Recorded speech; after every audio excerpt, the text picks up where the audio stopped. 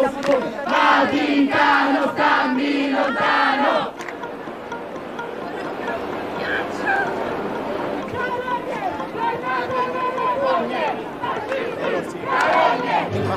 Cantiamo Dio, tanti auguri, in campagna e in città, com'è bello far l'amore da Trieste.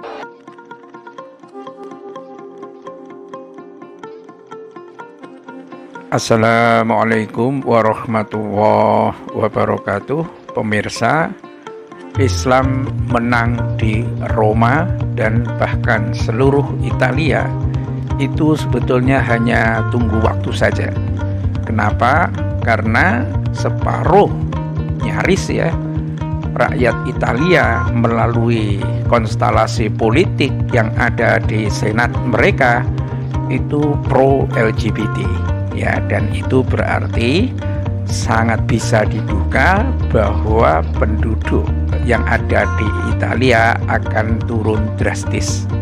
Ya, sebenarnya ramalan bahwa Islam itu akan menang di Italia itu tidak hanya ada di dalam hadis Rasulullah SAW yang mengatakan bahwa umatku nanti akan menguasai Roma, tetapi juga beberapa waktu yang lalu juga dikemukakan oleh seorang uskup dari Pompei, satu wilayah di Italia Selatan, yang juga mengatakan bahwa Islam akan berkuasa di Italia dalam waktu 10 tahun saja. Dan hari-hari ini gejala bahwa Islam itu memang mulai menunjukkan kekuasaannya atau dominasinya di Roma dan bahkan seluruh Italia itu semakin jelas kalau kita menyimak situasi dan perkembangan politik yang ada di Italia. Ya, hari ini pemirsa, akhir bulan Oktober ini sebenarnya Joe Biden, Presiden Amerika itu berkunjung ke Italia dan mau bertour ke seluruh Eropa atau sejumlah negara di Eropa. Tetapi dari hari yang sama itu di Italia itu juga demonstrasi besar-besaran terjadi. Ya, karena apa? Karena protes yang melanda Italia setelah Senat itu ya istilahnya itu membunuh dalam tanda kutip rancangan undang-undang yang memperluas hak untuk komunitas LGBT. Ya, itu demonstran ya turun ke jalan di Roma dan Milan dan bahkan seluruh kota di Italia menyusul satu pemungutan suara Senat di Italia pada rancangan undang-undang anti homofobia ini. Ini mengusulkan untuk menyamakan diskriminasi anti LGBT dengan rasisme dan mengangkat orientasi seks dan topik gender di sekolah. Inti dari rancangan undang-undang ini. Dan dokumen kontroversial yang dikenal sebagai rancangan undang-undang ZAN yang oleh penggagasnya dianggap sebagai parlemen kiri tengah Italia dan aktivis hak-hak LGBT Alessandro Zan itu ditolak oleh 154 suara di Senat pada hari Rabu kemarin berarti, dan kemudian demonstrasinya di hari Jumat ini ya, sementara 131 anggota memberikan suara untuk mendukung. Ya, apa artinya? Ini hampir bisa dikatakan jika suara politik yang ada di Senat Italia mewakili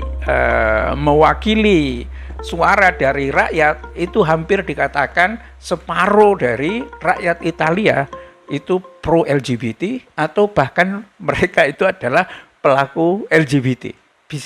Nyaris bisa dikatakan itu ya. Mungkin tidak bisa secara persis begitu. Dan umat Islam ya adalah masyarakat yang sudah mencapai 5%, yang mereka itu biasanya adalah keluarganya adalah keluarga normal ya, tidak ada perkawinan sejenis di kalangan umat Islam, itu nggak ada. Yang ada itu di Kristen, biasanya bahkan sudah diresmikan di dalam gereja-gereja. Nah, inilah satu demonstrasi yang besar-besaran seperti digambarkan oleh Russian Today News dan beberapa media termasuk Reuters dan banyak media yang menunjukkan satu gambaran tentang kontroversi ya dan luasnya pengaruh LGBT yang ada di Italia. Ya, kita masih ingat pemirsa, bahkan di Roma sendiri, di Vatikan, ya itu disinyalir bahwa para pastor yang ada di sana 80% itu terlibat LGBT. Dan itu didasarkan pada satu action research. Karena yang membuat buku itu adalah orang yang terlibat LGBT, ketemu langsung dengan orang-orang dari pastor Vatikan itu, dan dia mengatakan ya siang hari mereka berjubah imam gereja, tetapi malam harinya mereka adalah pelaku LGBT itu. Ya kenapa bisa seperti itu ya? Karena gajinya cukup banyak.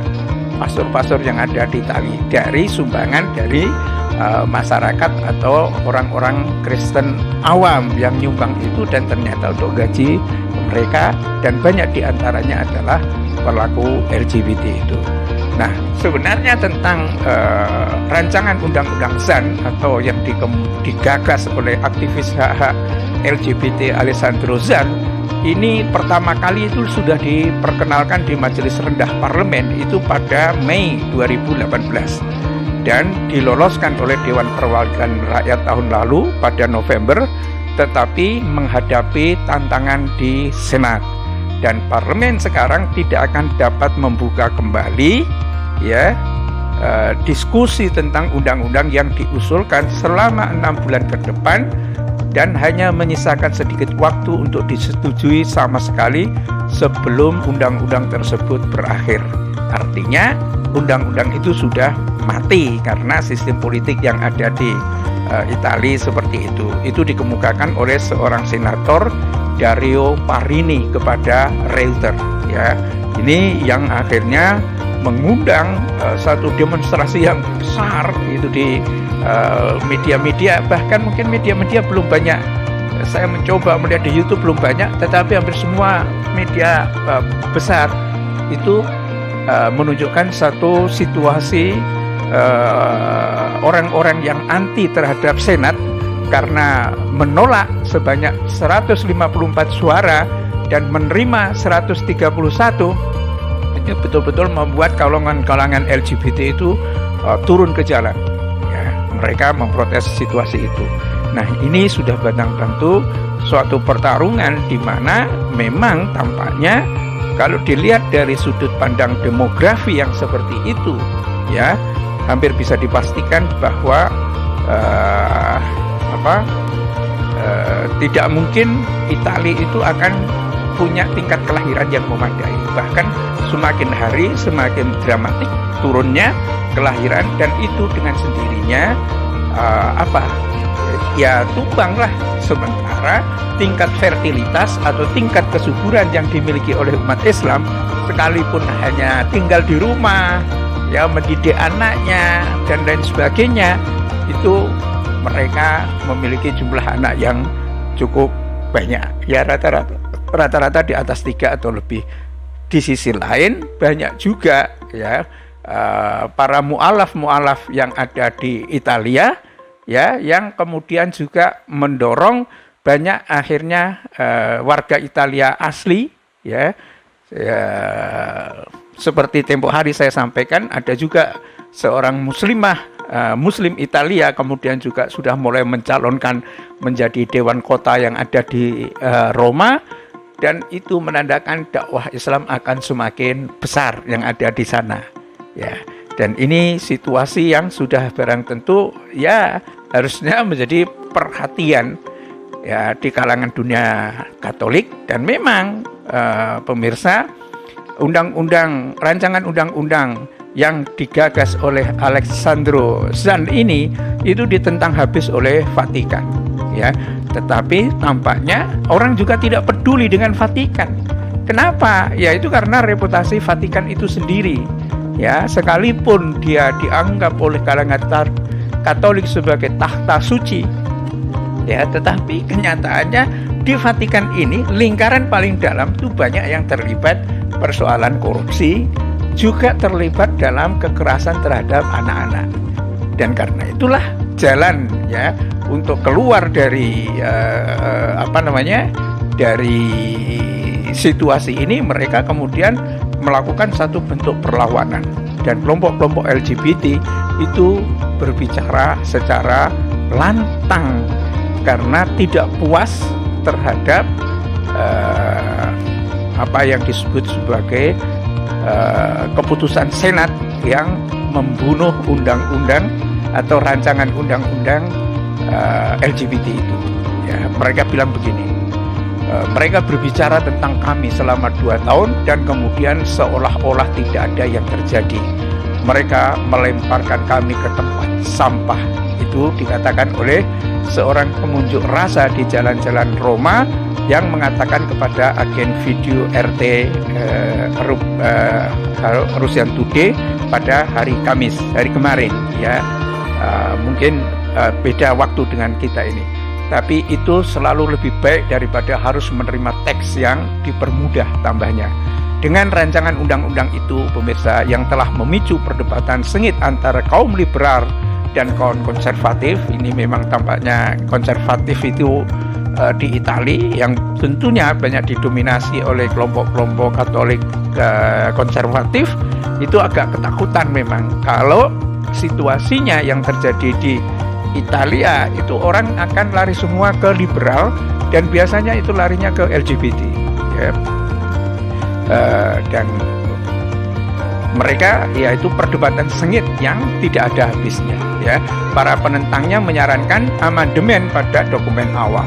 Sementara itu pemimpin Liga North Italia dan mantan Menteri Dalam Negeri Matteo Salvini mengatakan penolakan para politisi pro RUU untuk berdialog mengubah undang-undang itu terjadi bertahun-tahun diskusi yang tidak berguna. Sementara Menteri Luar Negeri Italia Luigi Di Maio dan Menteri Tenaga Kerja Andrea Orlando menyebut keputusan Senat sebagai sebuah aib. Jadi di kalangan eksekutif pemerintahan itu sendiri ya, penolakan Senat itu dianggap sebagai aib. Itu artinya antara Senat dan dengan eksekutif pejabat pemerintahan yang saat ini dipimpin oleh Mario Draghi ya, itu berbeda ya, dan tampaknya eksekutif itu lebih pro terhadap LGBT itu, sementara Senat yang mungkin masih didominasi oleh orang-orang konservatif itu anti terhadap LGBT.